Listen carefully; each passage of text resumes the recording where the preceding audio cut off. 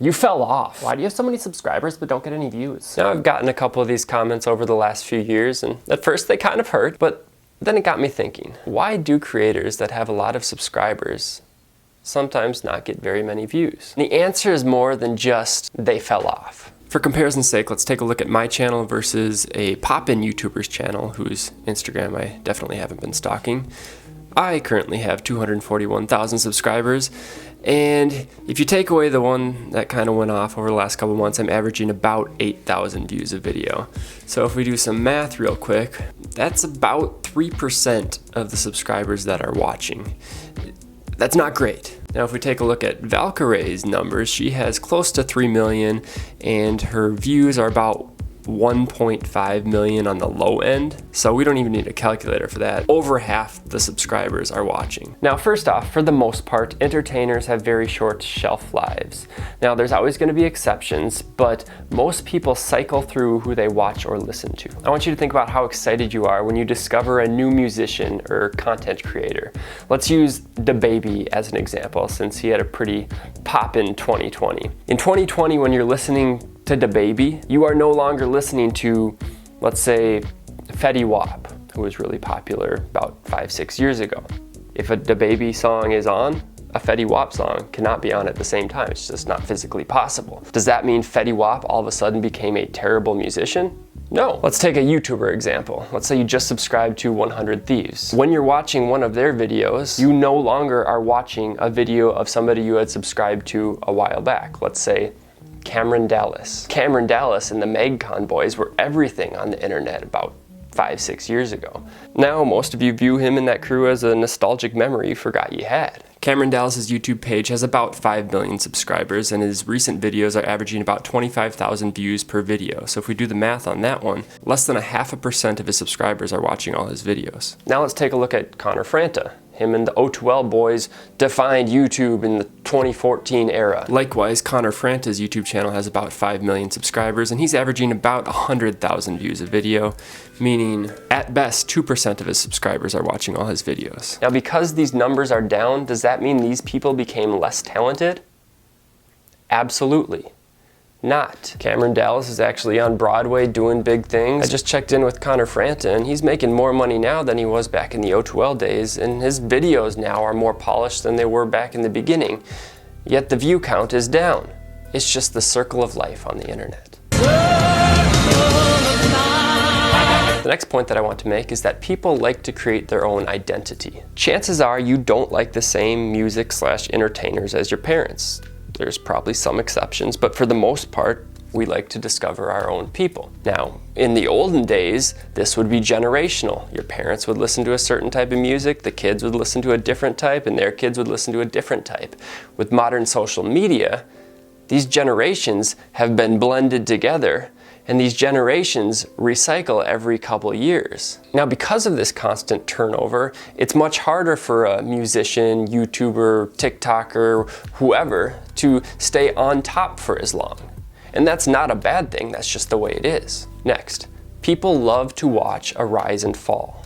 There's something thrilling about watching your favorite musician climb the charts, or watching a YouTuber you started watching from the beginning climb up in subscribers. You feel like you're part of the work in progress, which you are, and that's great. But at some point, this climb will either slow or stop. And if there's anything people like to watch more than a rise to fame, it's a fall from it. Let's take Britney Spears. People loved her come up, but people also loved the train wreck that followed, watching her shave her head and her barefooted escapades into gas stations. You might not have admitted it, but you watched. That's an extreme example, but to a smaller degree, a social media star might get to a point where they'll lose thousands of followers because they didn't eat dinner properly. Oh, yummy. See? It sometimes happens when... Oh God. So dramatic. But for most content creators like me, we're never relevant enough to get canceled.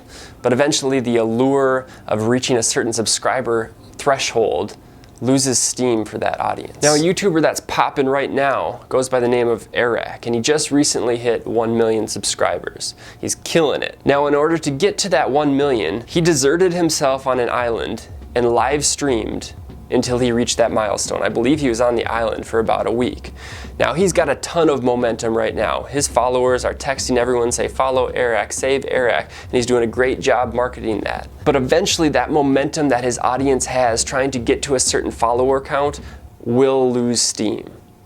It's not because his videos will get worse, it's because of the circle of life on the internet. The next point that I want to make is that creators get popular because of fandom mentality. Whether we like to admit it or not, we watch and listen to things because we want to be in the loop with what everyone else is talking about.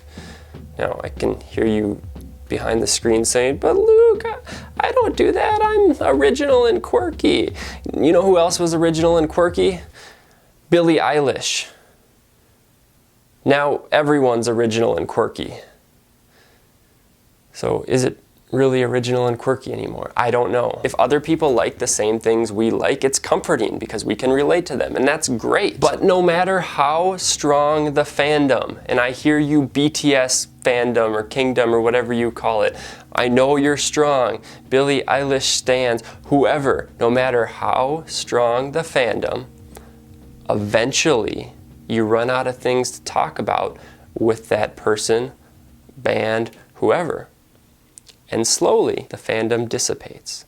That doesn't mean it goes away forever. I'm an NSYNC stan still, but I am not as obsessed with NSYNC as I was back in the day. I am not clicking on their videos every day after school anymore. Doesn't mean I don't like NSYNC, but eventually the passion fades, and the circle of life continues, and people find something new and shiny. So to go back to the original question, why do you have so many subscribers but so little views on your videos? For my channel specifically, it falls under two categories. One, my channel's ancient. I've been around for over 10 years. People subscribed a long time ago, and since then they've probably subscribed to a bunch of other people. I'm no longer new and shiny. That's okay. Circle of life.